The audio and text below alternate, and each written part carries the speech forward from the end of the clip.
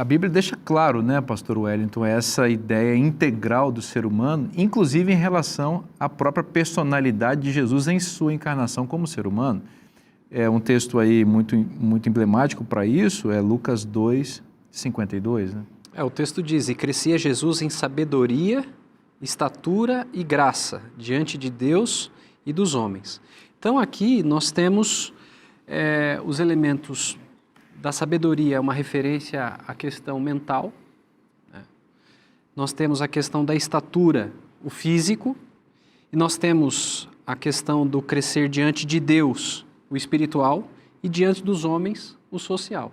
De fato, se a gente vai à definição de saúde da Organização Mundial de Saúde, ela fala a respeito disso, né, que é uma condição, um estado de bem-estar, né, que vai envolver o físico, o mental, o social. Ela não entra nessa questão espiritual, mas ela entra nessa questão emocional, né?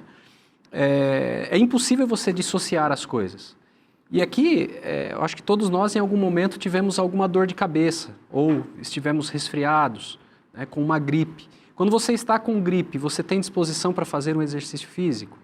Quando você está com gripe, você tem disposição para estudar?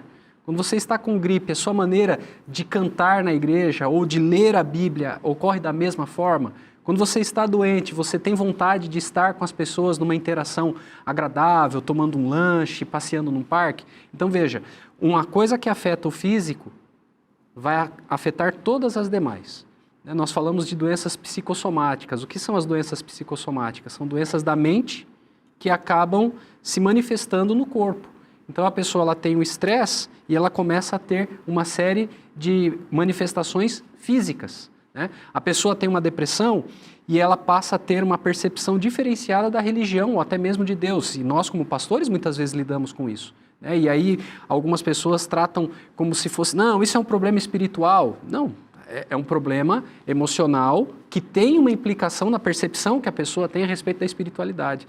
Então, essa integralidade do ser humano, ela é ensinada nas Escrituras e ela também é uma evidência de que não existe nenhum tipo de compartimentalização que possa viver além da experiência humana que nós temos encarnados, vamos dizer assim, né, como seres humanos. Então não dá para dividir sabedoria, estatura e graça, ou seja, não dá para dividir a parte intelectual da parte física e da parte espiritual e social. Nós somos um todo integrado. Então, esta ideia propagada por aí de que quando a pessoa morre, sai a sua essência, digamos, espiritual, associado com o seu intelecto, né?